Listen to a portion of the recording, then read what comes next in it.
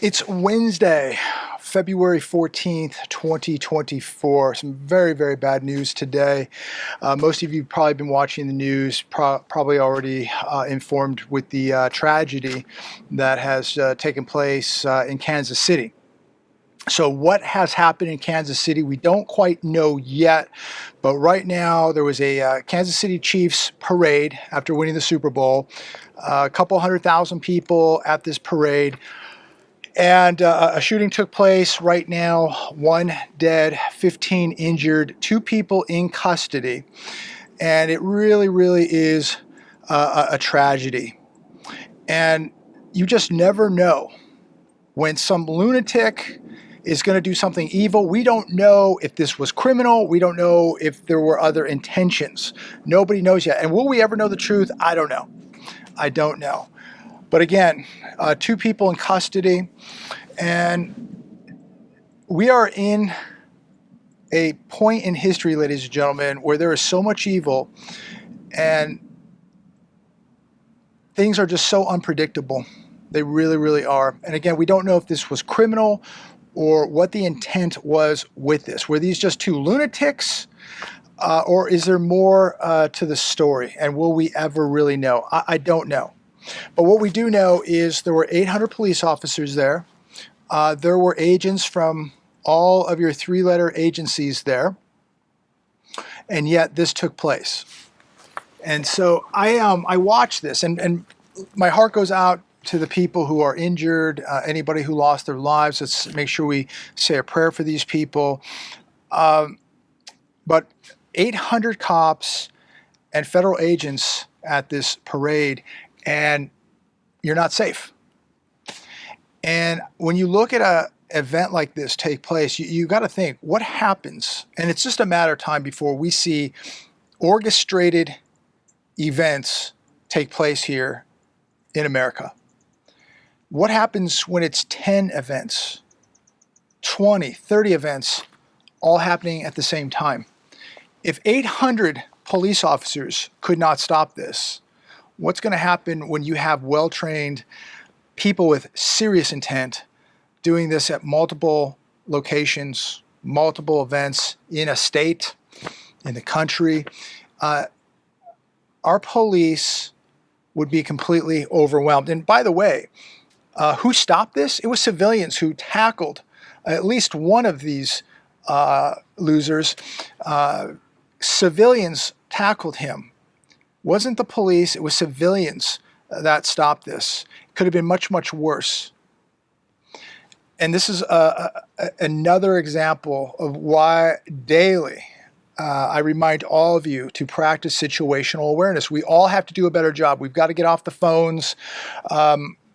We've got to really pay attention to our surroundings, to our environment, where our family is. If you have kids, where are your kids? Where are the exits in case something goes wrong? What's the plan if something happens? Do you have your own security? Do you have the proper tools? This is just terrible, just absolutely terrible. And this should be a big wake-up call. Again, we don't know if it was criminal or there's some other intent, but why, I have to ask myself, if it was criminal, why would somebody go and commit a crime? Or, if this was, a couple people getting into it, why would somebody go to this level knowing that there are more police at this event than probably anywhere in the country right now? It would make no sense whatsoever to commit some criminal act at the Kansas City Chiefs parade, celebration parade. Would make no sense to me whatsoever. Maybe these people are just completely out of their minds, but right now they're saying there were 2 of them. Did they act together? Were they, oppositions? I don't know. And they're going to have some of the law enforcement come out in a little bit and give us some details, but more than likely we'll know nothing when they come out and tell us absolutely nothing. So again, comment down below. Let me know your thoughts on this. It's really sad, and it's really, really scary, because you could be at an amusement park, you could be at a game, you could be at a parade, and these are the things now you've got to be preparing for. The police, the system, completely overwhelmed, ladies and gentlemen. They're not going to protect you. Only you will be able to protect you. You are on your own. This is another example. Plain and simple. You can watch it all night long. They'll be playing it all over the news. And of course, they're going to be, more than likely coming after your rights after this too, because they're not going to blame these evil people who did this. They're going to blame the tools. And I completely disagree with that. And this is why I don't support these baseball teams or football teams or basketball teams, because they always take a percentage of the money and they donate it to organizations that are going to go after you and after your rights. So we'll follow up on it, see how all this transpires. But give me your thoughts down below. Please comment. I'd really like to know what you think. Now, shifting gears here a little bit. A couple articles I want to share with you. The first one, the average cost of full car insurance went up 26% in 2024. And here are the states with the biggest increase. Mine has gone up at least 15%. I want to know, has yours gone up? And why is it going up so much? And it's getting harder to insure property. It's getting more expensive to insure vehicles. The states I've seen the largest change, Missouri, went from $1,943, this is for auto insurance, full coverage, per year, to $2,801. That's up 44.16%. New Jersey went from $1,754 to $2,555, up 45.69%. Rhode Island, from $1,886 to $2,685, up 42.2%. Colorado, full coverage was $2,121. Now you're paying $2,902. That's up 36.8%. Nevada went from $2,779 to $3,549, up 27.73%. This is astronomical. I thought it was bad when mine went up 15%. I couldn't even imagine having my auto insurance go up 45%, 44%, 36%. This is unbelievable. I don't know how people are doing this. I mean, when you think about people's health insurance costs, their rent, their auto insurance, their car payment, their credit card payments, their cell phone payment, I mean, this is thousands of dollars per month. And when you look at the average income, the average median income in America is around $36,000 a year before taxes. And after taxes, you don't have a whole lot left. And if you're burning this kind of money with auto insurance, I mean that's over $200-300 a month some of these people have in auto insurance alone. Auto insurance now for some people is literally the price of what people used to pay for a car. What their car payment used to be is now what their auto insurance is. But think about your auto insurance: $2,800 a year, $2,500 a year, $2,700, $2,900 a year. And these are not Ferraris and Lamborghinis. But just seeing these price increases, it's astronomical. But I mean, just thousands of dollars a month in rent and health insurance and auto insurance, and you haven't even put food on the table yet. This is why people cannot save money. This is why people are so dependent now on credit cards. And the scary thing now is, the concern is now that many people have maxed out. And this is, I think we're going to see more in the coming months and know a lot more if people are maxed out. But we saw a big dip from November to December in the amount of credit that people used, and it went way, way down. And the only thing I can think of is people just didn't have the availability to credit. They were maxed out on their cards. So this is, again, just a very, very ugly cycle that's going to continue to get much worse. And it's like a big python just squeezing the life out of an animal, slowly squeezing and just breaking bones and suffocating the life out of the debtor. It's really, really, really sad. Here's another one. Tax refunds crater, a recessionary 57%, sparking fears about collapse in low-income spending.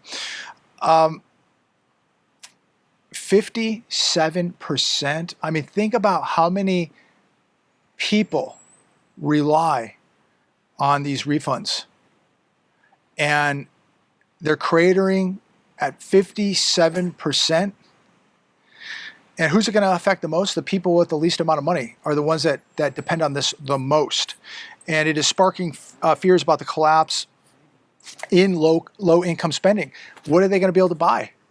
And this is going to have some ramifications in the retail markets, without a doubt. So many people rely on this. It's such a sad state of affairs, ladies and gentlemen, when you look at the event that took place in Kansas City today, and you just see people being suffocated financially. They can't get ahead. They can't save money. Now they can't even depend on a tax return to pay off some debts, or maybe treat themselves to something. This is going to be a really, really rough year for a lot of people, and I don't see it getting any better anytime soon. A lot of people do not want to believe that this is one of the worst economies in U.S. history. They don't want to believe that we're already in a recession, in the beginning stages of a very, very serious depression. They don't want to believe it. And the people that don't believe it are some of the most broke people out there. They have absolutely nothing. They have no money, no savings, nothing. Some of them don't even have a job, and they believe the economy is doing well. But I guess when you tell people enough times on the television that everything's good, even the poorest people believe it. Here's another one today that is just mind-boggling. This is what this psychotic state of California wants to do. It wants to give a $50 minimum wage. A $50 minimum wage, ladies and gentlemen. Think about how psychotic this kind of thinking is, and how dangerous this is. I mean, we're already paying people $20 an hour out here to flip burgers and make coffees.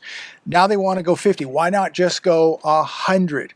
So we're going to need people working at McDonald's, Starbucks, working at resorts, making over $100,000 a year. These people think, these politicians here in California and many across America believe that the answer to fixing the inflation crisis is just pay people more money. They don't understand that if you own a restaurant and you now have to pay $50 minimum wage, the price of everything in the restaurant's going up. So when you go to get a coffee, instead of it being $7 or $8 at your Starbucks, maybe your coffee will be $40. Maybe it'll be $50 if you want whipped cream on it. This would cause even more inflation than the inflation we have right now. But see, the easy answer is let's just give people just give them more money. And then the establishments can just charge more, but then who can afford it? Nobody. Then you have more inflation, and then $50 an hour isn't enough. Then it has to be $100. Then it has to be $150, because now the hamburger costs $65. I mean, this is just pure insanity, how these people are thinking. These are politicians, people that were voted in, people who are looked up to as being smart, people that other people look at and go, oh, they have the answers. They're going to fix their problems. They're going to make my life better. They're going to make your life even worse. I mean, right now, with the minimum wage at some establishments out here, $20 an hour, they're having to raise prices. And what they're going to do is they're just going to give these workers less hours, and they're going to raise prices. And so the client or the clientele is going to pay more.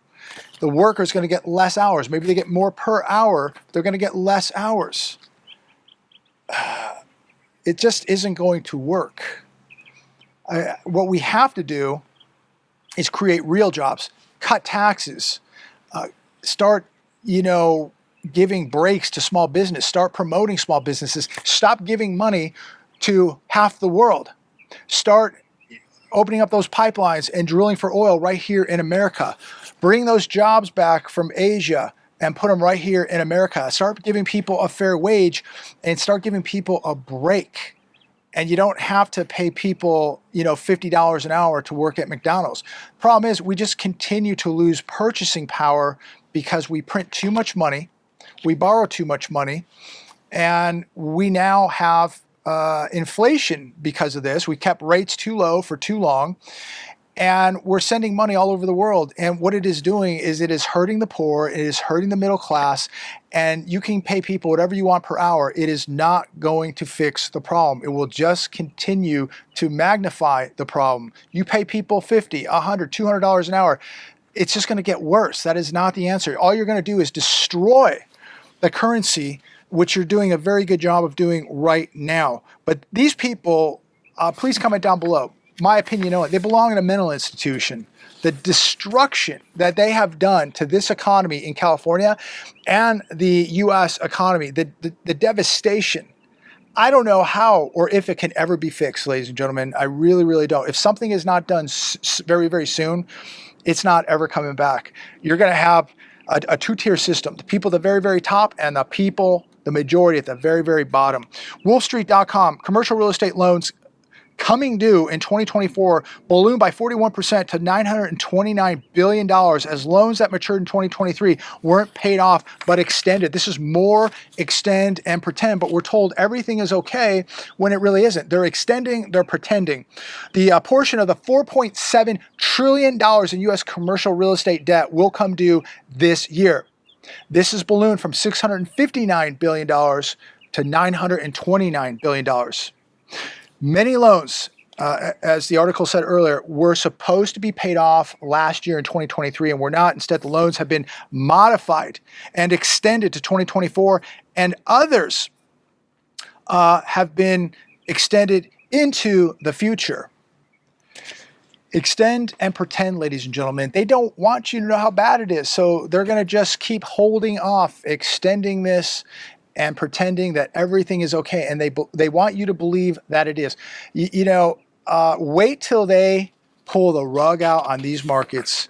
And I know there's people out there giddy, euphoric with how great the markets have been doing, but have they been doing great because of a booming economy, because of booming jobs, booming employment, booming manufacturing? No. The stock market has been doing well because of artificial injections, the plunge protection team, the Fed buying stocks, the Fed buying bonds. That's why it's been doing well. It's all fake, ladies and gentlemen. And at some point, they're not going to be able to extend and pretend any longer. I don't know if that's a year from now, 2 years from now, 2 months from now. But at some point, something will break. And if it's not here, it'll break in some other part of the world, and it's going to expose how artificial these markets really are, because you're finding out right now that the economy was not as strong as they once told us it was. That your job is not as secure as they told you it was. And these markets are so weak and so vulnerable. When this thing hits, when they decide to either pull the plug or something breaks at a bank or somewhere in the world, something happens, or we have some big event here, these markets, when they break, it is going to be something that I think people are going to tremble. They're going to tremble in fear with how violent this crash is going to be. And you should all be opening your eyes right now to what's happening socially, what just happened today, what's happening politically, what's happening economically. These are all warnings getting you ready for some really, really big events.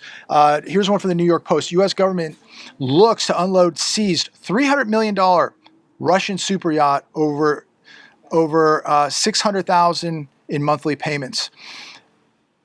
Here we go again. If we don't like what another country does, we begin to seize their assets, we seize their money, we'll seize their gold if it's sitting in our banks, and we'll seize their boats. And again, this to me is just promoting big problems. And this is why the world is getting away from dollars. This is why the world is going to run to the BRICS. This is why you're going to see a new financial system. It won't be the SWIFT system. It'll be the interbank system. And cash is going to come under a lot of pressure, and it's going to be, the new BRICS, backed by gold, and countries cannot wait to join the BRICS. I think there's 10 or 11 BRIC nations right now, 30 on the list, more coming. And when you look at the GDP, when you look at the military, when you look at the banks, when you look at the gold holdings, when you look at the oil of just the BRIC nations right now, the 10 or 11 countries that exist, it is a powerhouse. And to think that we're not going to be affected somewhere down the road, you are drinking the Kool-Aid. But when you begin to take super yachts, and guess what? $600,000 a month, okay, just to manage this boat, okay, just to maintain it. All right, $600,000 in maintenance costs per month. Guess who's paying for it? Guess who's paying for it? You're paying for it. You're paying the $600,000 a month to maintain a Russian super yacht. So if we don't like what a country does, we'll take your boat. We'll take your bank accounts. We'll take your gold. And the world has witnessed this. It is witnessing it. We'll send your enemies money. We'll send your enemies weapons. We'll do whatever we want to do. And we will weaponize the US dollar to try to submit you. The world's watching this, and this is what is now, in my opinion, the straw that has broke the camel's back, and I don't think there's any going back. We are going to now see the BRICS nations rise. I think within the next 24 to 36 months, it's going to be something we're going to have to really think about, that we're going to have to really deal with. And I think we better start thinking about it right now, but we never learn our lesson. We just make the rules as we go. We make the laws as we go. We don't like what you're doing. We don't like who you're fighting with. We'll just take what you have. We won't let you buy things because we weaponized the dollars that you need in order to do that. But this is all blown up. Russia now is making more money than ever before, and you have countries all over the world lining up to buy their oil. They don't care. And now it has given them a reason to break away from the dollar and the US, and other countries are doing the same. So not good, ladies and gentlemen. This all could have been prevented, but we don't want peace. We want war. TheEconomicCollapse.com. Just wait until you see what happens when they realize what is really happening to the economy. And just to paraphrase a little bit in this article, check it out. Do your due diligence. Do your own homework, ladies and gentlemen. You should all be checking this stuff out. Consumer delinquency rates are spiking. Commercial real estate is now experiencing an apocalypse. Corporations all over America are conducting mass layoffs. We have a homeless crisis in America that is exploding, and it's continuing to get worse. How does a company, it says here, how does a company like Hasbro lose more than $1 billion in 3 months when everything is good, when everything is booming? It says here, and I totally agree, if you have a good job, do whatever you can, whatever is in your power to not lose that job. Keep that job, even if you hate it. Do not lose your job, ladies and gentlemen. This is the worst possible time to lose a job. I'm going to leave it there today. Again, pray for the people in Kansas City. I'm sure we'll find out some more details, or what they're going to let us know, what they're going to tell us. Very, very suspicious, a lot of questions. But it happened, and people have gotten hurt, and it's another lesson, another reminder to all of us to exercise situational awareness, which costs absolutely nothing, absolutely zero. And make sure that you're working on your security. Make sure you have the proper tools. If it's legal where you are to carry those tools, then make sure you're doing so, because you just never know what is about to happen. We are living in crazy times. So God bless all of you. God bless America. Praying for those people in Kansas City. And I'm praying for everybody, because this is nothing compared to what is about to happen. We're going to see more violent events unfold in America. And they may tell us it's this or it's that. We don't really know. But we're going to see more violent events, and people will be statistics of these events. So make sure you are not a statistic. Make sure you are not a victim. Make sure that you put the odds in your favor to survive these type of events. God bless. Talk to all of you very, very soon.